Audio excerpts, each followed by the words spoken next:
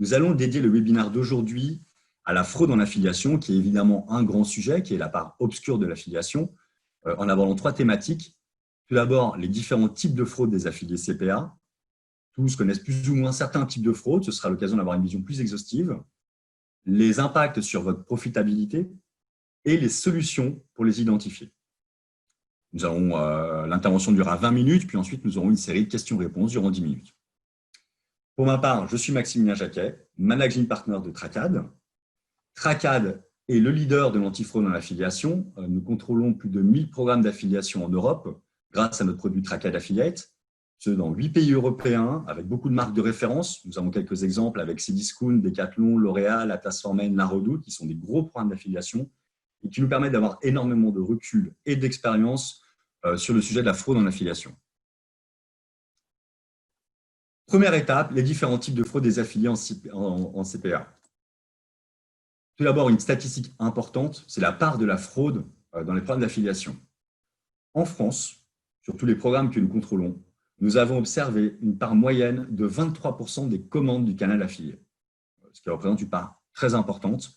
Nous avons là de la fraude intentionnelle et non intentionnelle, nous allons revenir dessus après, mais c'est-à-dire que vous pourriez, à partir du moment où vous avez un programme d'affiliation, économiser 23% de votre budget sans pour autant perdre la moindre commande, puisque la fraude est une forme de cannibalisation des autres leviers. Quels sont les types de fraude? Nous avons tout d'abord le cookie stuffing, qui est là le plus grand type de fraude, le plus populaire. C'est aussi le plus simple à mettre en place. Alors, pour vous expliquer le cookie stuffing, je vais récupérer une vidéo. Hop, que je vais dérouler. Plus simple de l'expliquer de cette manière-là, parce que c'est quand même une fraude technique. Donc, le cookie stuffing va être appliqué par un affilié. Là, nous allons prendre l'exemple d'un blog que nous avons créé. Ce n'est pas un vrai exemple, ce n'est pas un cas concret, c'est un exemple qui s'appelle La Mode d'Olivia. Donc, ce blog est enregistré comme affilié sur la plateforme d'affiliation eWin. Un utilisateur vient sur ce blog en cliquant dans Google sur Mode Olivia, puis clique sur le lien et vient le visiter. Il ne réalise aucune action sur ce blog, à part scroller la page, mais aucun clic. Pour autant, lorsqu'on consulte en détail l'activité sur le site, on va s'apercevoir qu'il y a des actions qui sont générées pour eWin. C'est évidemment mis en place par l'affilié. Il fait appel au tracker de la plateforme d'affiliation. On va voir ça de manière plus claire. Donc, quand on observe, on voit qu'il y a un appel pour le site topshop.com, qui est un annonceur enregistré à eWin, et qui va appeler le tracker de eWin pour faire croire qu'il y a eu un clic. Donc, concrètement, aucun clic sur la page, mais la plateforme technique eWin est persuadée qu'il y a eu un clic vers le site de Topshop. Et ça permet de remplir la première condition pour que eWin envoie une demande de commission. La deuxième condition va être réalisée juste après. Sur ce blog, encore une fois, techniquement, cet affilié va envoyer tous les cookies, va envoyer le cookie de Topshop sur le browser de l'utilisateur. Donc, nous allons avoir une première condition, un appel avec un clic simulé et dedans le code de tracking de l'affilié concerné. La deuxième condition, qui est le cookie du site Topshop dans le browser de l'utilisateur. La troisième condition va être réalisée ultérieurement. Si cet utilisateur vient sur le site de Topshop, via de l'organique par exemple, puis réalise une commande, au moment de la commande, le pixel de eWin va être appelé et va remplir la troisième condition. Et à partir de ce moment-là, la plateforme technique de eWin va envoyer une demande de commission pour la commande concernée. C'est donc une cannibalisation de commande qui est extrêmement simple à mettre en place, qui prend à peu près 5 minutes, et c'est pour ça que c'est la plus populaire. Le deuxième levier de fraude principal sont les toolbars. Alors, les toolbars, on distingue 2 types de toolbars. Les toolbars officiels et les toolbars non officiels. Les toolbars officiels sont celles des cashbackers, par exemple, iGraal et consorts, qui possèdent tous une toolbar, qui a pignon sur rue, qui est communiquée, qui a un plugin officiel et qui ne s'en cache absolument pas, qui fait partie de leur business model. Il y a aussi les toolbars non officiels, c'est donc des affiliés malveillants qui ont compris que cette technologie leur permettrait de cannibaliser des ventes. Donc déjà, pour revenir sur les toolbars, comment fonctionne une toolbar? Nous allons prendre l'exemple de iGraal. Donc là, nous allons avoir affaire à une toolbar officielle, mais qui va être le même procédé technique qu'une toolbar cachée. Donc, dans ce screencast, la toolbar officielle de Igral est un plugin de Google Chrome. Nous allons reprendre un exemple avec Topshop.com. Donc, l'utilisateur va aller directement sur le site de Topshop. La toolbar de Igral va s'activer. Elle va proposer des cashbacks, des promo-codes sur ce site. Donc, cliquant sur Activer, l'utilisateur va valider l'activation d'un cashback. Et à ce moment-là, il va y avoir un redirect et l'URL de la page va changer avec l'ajout du code de tracking de Igral dans l'URL. Dès lors, ce code de tracking est remonté au niveau des wins d'un côté, au niveau de votre solution analytique de l'autre. Donc, si la commande est réalisée dans la même session, elle sera associée à Igral. Et vous paierez légitimement, puisque dans votre solution analytique, Igral sera bien le dernier clic. Des affiliés malveillants ont bien compris cette méthode et donc intègrent dans des plugins gratuits de Chrome des outils de réécriture de code de tracking. C'est-à-dire qu'ils prennent des plugins très populaires qui sont gratuits, que les gens téléchargent très facilement sur leur browser, puis, une fois qu'ils les ont rachetés, intègrent à l'intérieur une méthode de réécriture. Dès lors, quand l'utilisateur vient sur le site de l'annonceur, l'URL sera changée au bénéfice de l'affilié malveillant. L'utilisateur ne le verra pas, s'intéresse peu à son URL. Et vous, dans votre solution analytique, l'annonceur verra cet affilié comme dernier clic, donc paiera la commission. Donc, c'est vraiment une cannibalisation de commande, sans aucune action positive sur la génération de la commande. C'est vraiment de la cannibalisation. Il y a eu un cas célèbre avec eBay, il y a plusieurs années de ça, qui avait son plus gros affilié, qui avait utilisé une technologie de toolbar, très bien pensée en plus, qui ne se déclenchait pas immédiatement, qui se déclenchait en random quelques mois après, et qui en plus ne cannibalisait pas toutes les commandes. Et cet affilié a volé plusieurs dizaines de millions de dollars pendant des années à eBay, avant que eBay s'en aperçoive via, par hasard, un antivirus qui a fait remonter un problème sur cet affilié. Et dès lors, quand ils ont enquêté, ils se sont aperçus de la fraude, ce qui a généré un gros procès d'ailleurs derrière. Puis d'autres leviers de fraude, les ID commandes inexistantes, des affiliés qui comprennent la nomenclature des commandes de l'annonceur et qui arrivent à générer techniquement une simulation sur cette commande, sur une ID de commande en particulier. Assez facile à vérifier puisqu'il suffit de replacer ça dans son CRM pour vérifier que les commandes existent bien et d'annuler les commandes concernées. Le brand DCM, qui est souvent interdit dans les programmes d'affiliation, mais certains affiliés communiquent quand même sur la marque de l'annonceur. Pour ce faire, ils sont plutôt malins, ils regardent où est le siège social de l'annonceur, ils évitent de communiquer dans la région de l'annonceur, c'est-à-dire dans la géolocalisation, ils retirent cette région pour que l'annonceur ne puisse pas vérifier qu'il y ait du brand advertising. Et même quand ils vont un peu plus loin, ils communiquent uniquement après 19 h et jusqu'à 6 h du matin, donc en dehors des horaires de bureau où les employés de l'annonceur pourraient vérifier le brand SIM, et ils communiquent le week-end. Et ça permet de s'arroger des commandes puisqu'il est extrêmement facile de récupérer des commandes via le brand SIM. C'est peu coûteux et la commission que vous allez payer est toujours supérieure à l'investissement qu'ils vont avoir. Et les commandes déjà payées, c'est une fraude qui arrive de temps en temps. Il s'avère que vous recevez dans votre bilan de fin de mois avec la plateforme d'affiliation des commandes que vous avez déjà commissionnées plusieurs mois auparavant. Et vous vous retrouvez à payer une deuxième commission pour ces commandes. C'est aussi assez facile à contrer. Il suffit de récupérer les commissions, les ID des commandes pour lesquelles vous avez commissionné chaque mois. Vous rajoutez ça dans un fichier Excel. Et puis chaque mois, quand vous recevez une nouvelle demande de commission, vous dédoublonnez votre fichier avec le précédent. Nous, on a quand même vu des cas à plusieurs centaines de milliers d'euros où des annonceurs n'avaient pas fait attention à ça avaient payé beaucoup de commandes qu'ils avaient déjà payées une première fois. Parfois, quand ils ont deux programmes avec une plateforme d'affiliation, un programme ouvert et un programme fermé pour des raisons administratives, et se retrouvent à payer les commandes dans les deux programmes, donc à les payer deux fois. Maintenant, passons aux fraudes non intentionnelles. Ces fraudes-là ne sont pas volontaires, ce sont plutôt des erreurs de configuration technique entre la plateforme d'affiliation et l'annonceur. La plus courante va être les mauvaises duplications. La plateforme d'affiliation va vous demander de commissionner une vente où elle est bien présente dans le chemin de conversion, mais pas une position qui lui permet d'avoir une commission. Exemple, eWin vous demande une commission, alors que dans le chemin de conversion, après eWin, il y a eu un touchpoint avec Criteo, un touchpoint avec du search payant, puis derrière la vente. Difficile à eWin de voir, impossible à eWin même de voir ce qui se passe après le clic entrant qu'il a généré. Donc, c'est généralement une demande de commission envoyée en toute bonne foi. Là, il faut remonter dans les chemins de conversion pour régler ce type de problème. Et c'est souvent lié au deuxième point, qui vont être les lancements de tags erronés. Les lancements de tags erronés, C'est souvent les gestions des duplications entre plateformes d'affiliation et annonceurs. Donc, les règles où on considère qu'il y a des sources qui sont dépriorisées par rapport à l'affiliation sont gérées par les systèmes de tag management. Dans 95% des cas que nous avons rencontrés, on observe des erreurs de configuration. Au début, la configuration initiale est certainement bonne, mais au fur et à mesure des mois qui passent, des opérations spéciales qui sont lancées, des sources qui sont dépriorisées ou repriorisées, il s'avère qu'il y a des vieilles règles qui traînent, qui ne sont pas enlevées, et on observe énormément de lancements de tag erronés, qui amènent à des grosses disparités, qui sont en général des écarts de commande significatifs entre la plateforme CPA et la solution analytique. On a des écarts qui peuvent monter à 50%, c'est-à-dire que la solution analytique, la plateforme CPA va revendiquer 10 000 commandes, quand la solution analytique va n'en avoir que 5 000. Généralement, à cause de tags erronés, à cause de son tag, même parfois quand la plateforme d'affiliation, quand l'affiliation n'est même pas dans le chemin de conversion.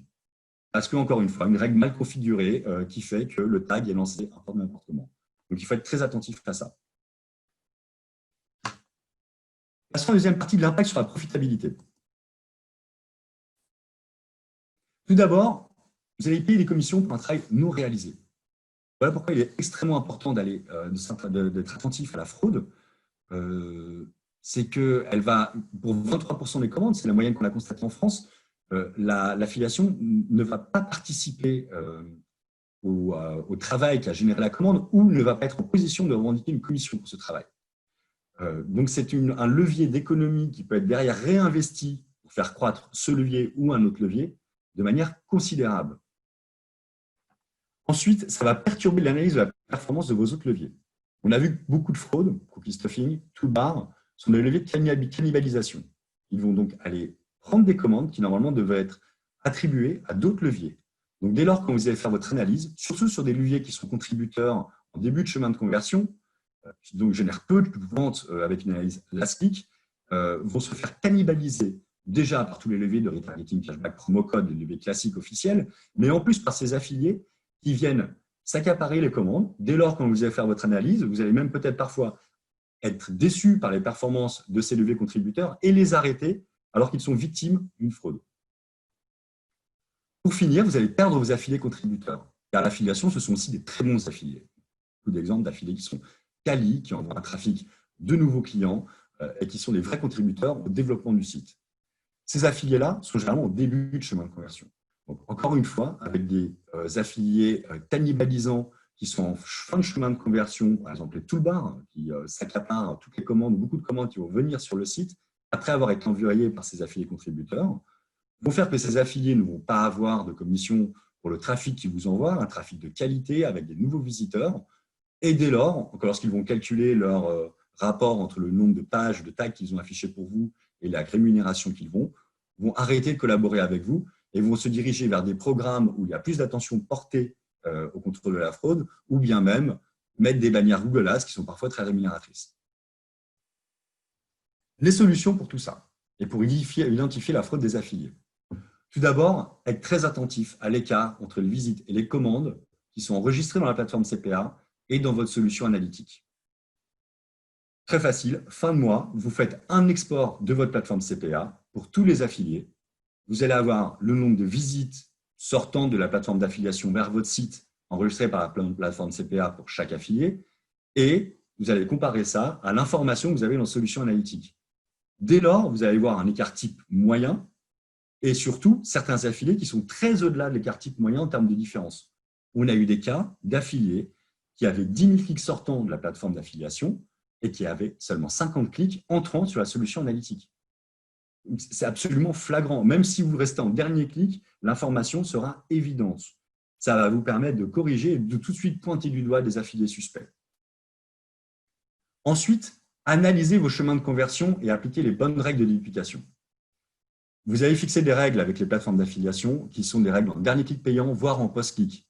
Pour bien les valider, il vous faut remonter dans le chemin de conversion. On ne peut pas rester en last click puisque la majorité des sites dépriorisent le referral, l'organique et le gratuit, voire parfois la newsletter, qui sont les leviers qui vont être considérés comme touchpoint dans votre plateforme d'affiliation. Donc, vous les verrez en dernier clic. Et pourtant, si la plateforme d'affiliation est en amont dans le chemin de conversion, vous allez devoir la commissionner. Il vous faut donc extraire cette information.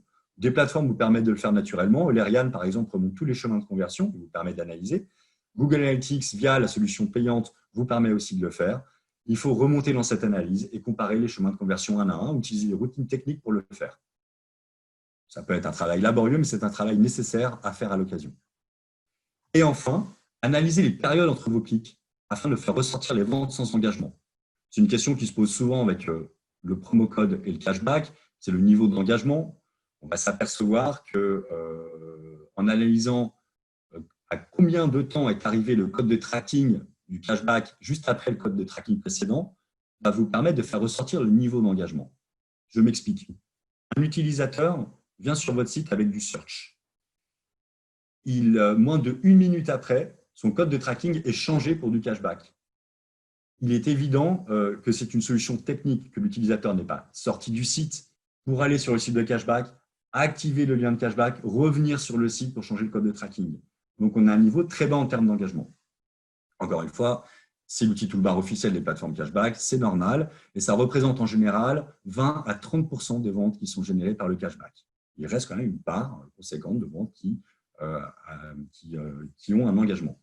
Néanmoins, pour les autres affiliés, quand vous observez une part importante de code de tracking qui arrive moins de 1 minute après le précédent, et que ce sont des affiliés blogueurs, contenus, vous pouvez décemment penser que ces affiliés utilisent une technologie de toolbar. Et donc, dès lors, remontez une alerte, la plateforme d'affiliation fera son travail et constatera effectivement la fraude, ce qui vous permettra d'arrêter ces affiliés et de le faire sortir de votre programme. Évidemment, ce travail est fastidieux, long, c'est un process difficile à faire tous les mois, donc peu d'annonceurs le font, malheureusement. Les annonceurs se contentent en général de vérifier leurs commandes sur la base des statuts dans leur CRM. Donc, quand ils reçoivent en fin de mois la liste des commandes de la plateforme d'affiliation, vont les passer à la moulinette de leur CRM pour vérifier que ces commandes existent bien dans leur CRM, qu'elles n'ont pas été annulées, et dès lors vont les valider sur cette base-là, sans remonter dans les chemins de conversion et sans faire une autre analyse. Avec Tracan, nous proposons une solution qui va se connecter à votre solution analytique, que ce soit Google Analytics, que ce soit Lerian ou Omniture, et qui va vous permettre de gérer vos clôtures en 2 minutes sur la base de vos données first party. Nous allons récupérer chaque mois le fichier Excel qui vous est envoyé par votre plateforme d'affiliation, vous copiez-coller les ID dans Tracan Affiliate et vous obtenez la liste des commandes à payer. Concrètement, pour vous montrer un exemple pratique, voici Tracan Affiliate, complètement dédié à l'affiliation, connecté par API à votre solution analytique, qui va vous permettre d'avoir, pour toutes vos commandes, facilement le chemin de conversion complet. Par exemple, cliquons sur une commande, au hasard. Nous allons avoir le premier clic de cette commande qui a été généré par AOL, la date et l'heure du premier clic. Puis, nous allons remonter tous les touchpoints du chemin de conversion, Time One, Ewin, Trade Doubler. Dans cet exemple, beaucoup de plateformes d'affiliation, donc une source d'erreur importante. On pourrait être amené à payer 4 plateformes d'affiliation avec cette commande. On connaît le last click, la date du last click, le respect du cookie time. Dès lors, Tracan ayant cette information sur la base des trackers, Google Analytics, Lerian, Omniture, en ayant dépollué de toute règle de duplication, on a vraiment la donnée brute.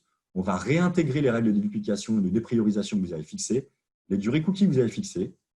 Et de la sorte, chaque mois, vous n'aurez plus qu'à cliquer sur Créer, sélectionner Ewin, prendre une liste de commandes de l'affiliation, un exemple avec un fichier, certainement vous connaissez bien, avec des listes de commandes, copie-colle, on met dans Tracan et nous créons notre clôture de la sorte. Ça va faire tout le travail dont on a parlé précédemment, c'est-à-dire scanner tous les chemins de conversion, les écarts entre les clics, les respects des durées cookies, est-ce que l'affilié est bien présent dans le chemin de conversion, pour vous donner un bilan complet, c'est-à-dire 800 commandes approuvées, puis les commandes inconnues, les paiements doubles, les mauvaises déduplications, le cookie stuffing, les éditeurs bloqués, les toolbars, et à chaque fois avec l'information sur les commandes et les chemins de conversion complets. Voilà pour la clôture simplifiée. C'est tout pour cette démonstration. J'espère que ça a été instructif. On va maintenant passer à l'exercice des questions-réponses. Je regarde. Première question. Donc, est-ce que ma plateforme d'affiliation, une question de Arnaud, est-ce que ma plateforme d'affiliation va me croire? Alors ça, c'est un vrai sujet, parce que c'est souvent la crainte de beaucoup de nos clients, beaucoup d'annonceurs. C'est à partir du moment où ils rentrent dans une dynamique d'antifraude, ils ont une relation de confiance avec la plateforme d'affiliation, toujours un peu peur de revenir avec des commandes annulées et peur de perdre leur plateforme d'affiliation. Là, il faut bien comprendre que ce dont on parle est légitime. Vous allez analyser via votre solution analytique sur la base de données first party la légitimité des commandes de l'affiliation. On va mettre en parallèle, on va mettre en face d'un tracker d'une plateforme d'affiliation. Il y a d'autres choses à gérer également, des éditeurs, de l'administratif. On va mettre en face un tracker d'une solution dont le métier principal est le tracking. On va avoir Eulerian, dont le métier est le tracking. On va avoir Google Analytics, dont le métier est le tracking. Leur tracking gère 60% de la pub mondiale sur Internet. Les sociétés dont la majorité de l'investissement technique est dans le tracking. Donc, votre tracking first party sera toujours meilleur qu'un tracking de tiers qui perd de la data. D'expérience, elle perd entre 10 et 15% de la data, dans les deux sens d'ailleurs. Donc, le travail doit être fait. Il y a un travail préalable évidemment à faire, c'est la cohérence des données entre votre plateforme d'affiliation et vous. Vous ne pouvez pas revenir vers la plateforme d'affiliation en disant que vous allez annuler 50% des commandes quand vous avez déjà un écart naturel entre ce qui est enregistré dans la plateforme d'affiliation et votre solution analytique qui est du même ordre. Au préalable, vous devez faire avec l'affiliation, avec votre plateforme d'affiliation, un travail d'intégration propre, faire des commandes tests, vérifier que les commandes tests soient bien vues de votre côté et du côté de la plateforme d'affiliation, vérifier qu'en fin de mois, quand la plateforme d'affiliation voit 1000 commandes, vous n'ayez pas un écart trop important non plus.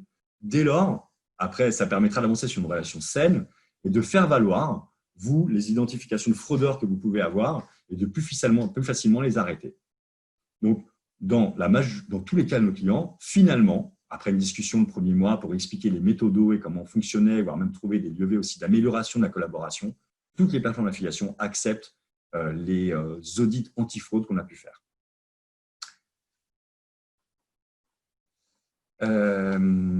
Autre question de Benjamin. L'affiliation représente 10% de mes ventes. Est-ce que je peux augmenter? Alors, oui, bien sûr. On a des clients qui montent jusqu'à 20% pour les programmes les plus matures. Ça dépend là, ce que vous avez dans votre programme. Est-ce que c'est un programme qui est pour l'instant, est-ce que vous essayez d'activer tous les leviers possibles? Est-ce que c'est promo code cashback uniquement? Et comment vous commissionnez? Ce sera l'objet d'ailleurs de notre prochain webinar, le jeudi 16 avril, où on abordera justement les leviers d'amélioration du canal d'affiliation. Il y a beaucoup de méthodes qui permettent d'avoir une collaboration plus forte avec l'affiliation. En fait, le problème de l'affiliation, c'est que c'est un levier facile.